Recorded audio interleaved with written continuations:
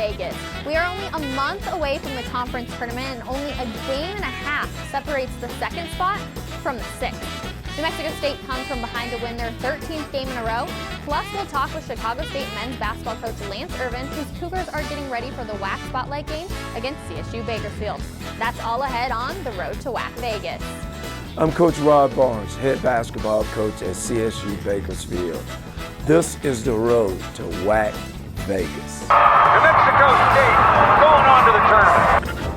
Just a phenomenal game. What college basketball is all about.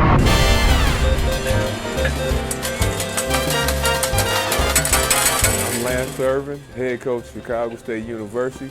This is the road to WAC Vegas. Welcome to the road to WAC Vegas. I'm Rachel Vigil. First off, we are excited to announce that Hercules Tires will be the title sponsor of the tournament.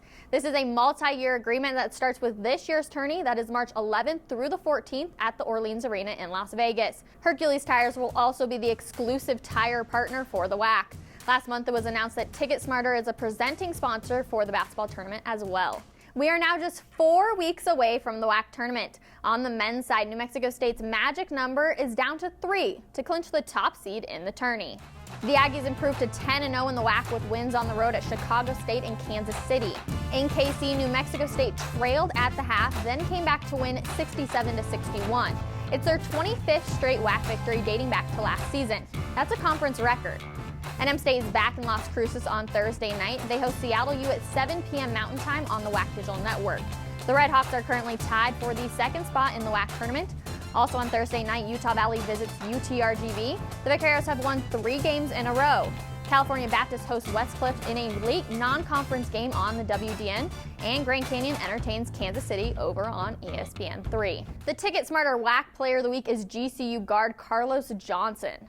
The junior scored 25 points while shooting a perfect 6 for 6 from the field. The Lopes defeated California Baptist by a score of 103-98. That's the most points Grand Canyon has scored in a regulation game during their Division I era. Our WAC Spotlight game on ESPN Plus is also on Thursday night as Lance Irvin's Chicago State Cougars visits Rod Barnes and the CSU Bakersfield Roadrunners. That is a 7 p.m. start time. Make sure to check out our interview with Coach Irvin coming up in the next segment. On Saturday, we have a pair of men's games on the WDN as Utah Valley travels to Las Cruces for a 4 p.m. Mountain Time tip, while UTRGV hosts Seattle U in a game that could be huge for the tournament seeding. Over on ESPN3, CSU is in Phoenix to play GCU and Kansas City travels to Bakersfield. Coming up next on the road to WAC Vegas, we'll talk with Chicago State men's basketball coach Lance Irvin, who is hoping to repeat what the Cougars women did in Bakersfield last month. We'll be right back. Moments that will never be forgotten. March was made for this. The 2020 WAC Basketball Tournament at the Orleans Arena in WAC Vegas. March 11th through the 14th. Be a part of the madness and witness the triumph. Ticket information, go to wacsports.com. Welcome back to the road to WAC Vegas. I'm Rachel Vigil. Today we have Lance Irvin, the head coach for Chicago State men's basketball. Coach, how you doing today? I'm doing just fine. You know, it's a nice day today in Chicago. It's nice and sunny, so you know I'm doing well when it's nice and it's not real cold in Chicago. Oh, I love that. It's pretty nice here in Denver, too. We're about to get some snow here, unfortunately, even though we got snow over the weekend as well. So it might be coming your way. No, please don't come my way. Well, Coach, against UTRGV, you were up 31-21 at half, and then unfortunately got the loss at the end. But what was the difference between the two halves? You know, the difference was in the first half, we were able to really slow the game up. In the second half, I think UTRGV, they did a good job of speeding us up. I mean, the first half, we only had like 8 turnovers. The second half, we had like something like 13 turnovers. So they really did a good job speeding us up. And we missed some shots that we made the first half. So them speeding us up, that really hurt us during the second half. How do you go about going forward in these next couple of games and slowing the pace down for your team? Practice. We've been able to practice, and I've been telling the guys, look, the ball need to go side, middle, side. And I've been showing them stats, and I told them that we played much better when we're able to run our offense, when we've been able to cut hard, when we've been able to pass the ball more than like 5 times. And the guys, they finally buying into the style of play. Plus, I had to emphasize it a little bit more, Rachel. So the guys know, they understand the way we need to play to win. And it's hard to win when you're playing games in the 80s. So for us to win, we need to keep the games in the 60s or 70s. You're heading out on a road trip, and you have 2 places that you'll be going before the end of the season, Kansas City and CSU Bakersfield, both teams that are leaving the WAC. What will it be like traveling to these places knowing that CSU won't return next year? It'll be tough. The one thing about Kansas City is that they have a great barbecue place called Q39. That's going to be the toughest part, not to go in there.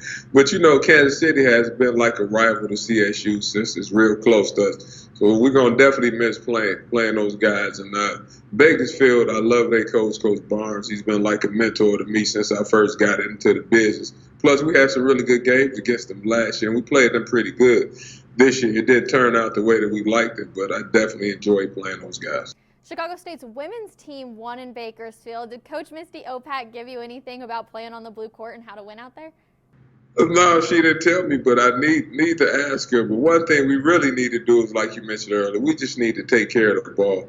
I think teams have been scoring like 21 points off our turnovers each and every game. And I've been telling our guys, it's like we going down 21 zip before they even throw up the ball. So if we can take care of the basketball, then we'll be fine.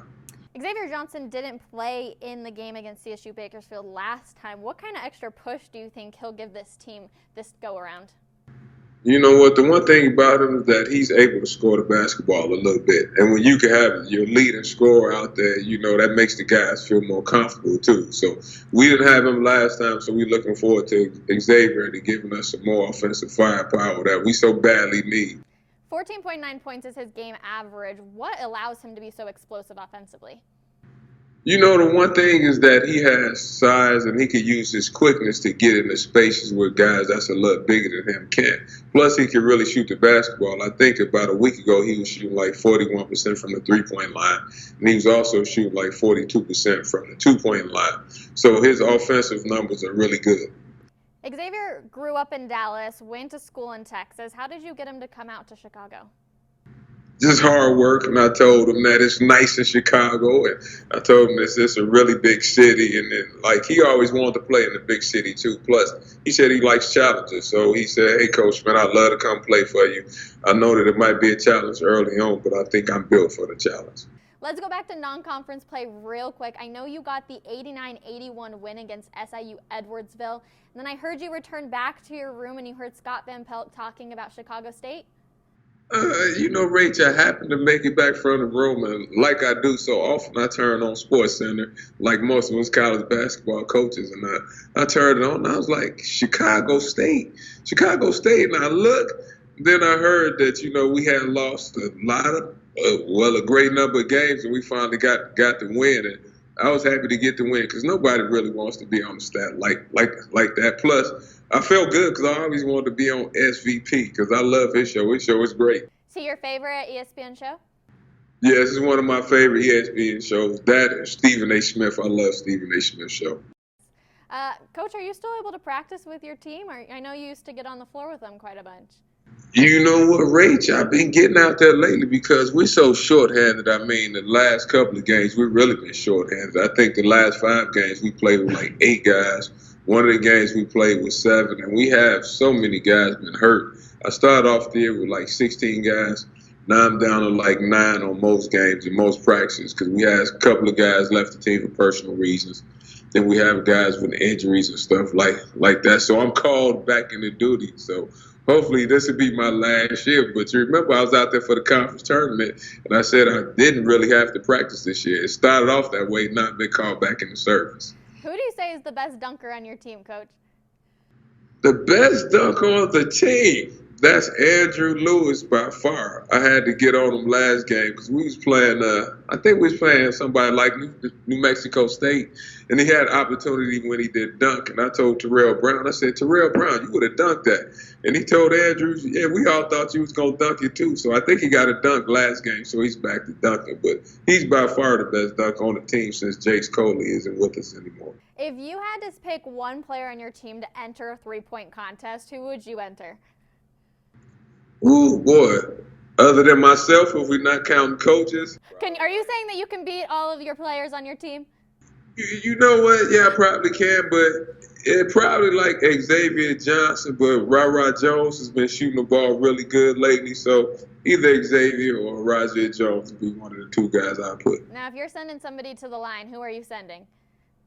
To the line? Yep. With the game on the line?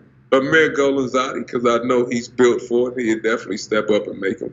Awesome. Well, Coach, appreciate it, and we appreciate your time, and hopefully the Chicago weather stays nice and warm for you. No, I hope it will, and I appreciate you having me on, Rachel. And I'll see you in WAC Vegas. We will see you in WAC Vegas in just a few weeks. Thanks, Coach. Thank you. You're welcome. Lance Irvin from Chicago State men's basketball will be right back with the Road to WAC Vegas. In the WAC, we value sportsmanship on the field, on the track, on the court, in the pool, and in the stands. We take pride in playing fair and being honest. We honor the game by showing respect for our opponents, The officials, the fans, and our team. Great sportsmanship is about keeping everything in perspective. It's about taking ownership after a loss. and being humble after a win. We hope you'll team up with us by staying positive on the sidelines. Because great sportsmanship is what unites us. We are the Western Athletic Conference.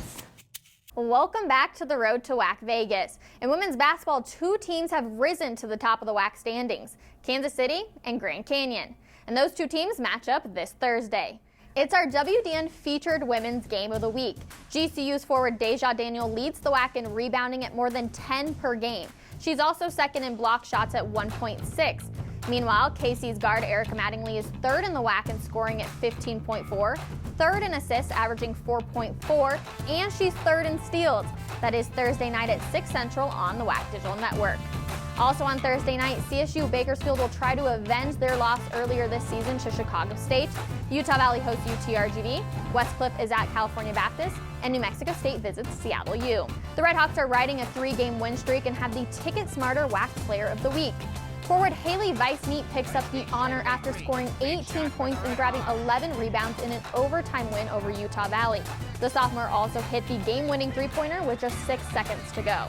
The Redhawks host UTRGV on Saturday night at 6 p.m. Pacific on the WDN. Also on Saturday, we have 3 afternoon games as Grand Canyon visits Chicago State, Kansas City entertains Bakersfield, and New Mexico State is at Utah Valley. Our WAC Vegas ticket contest last week had a girl power theme. Who is the best women's basketball player in WAC history?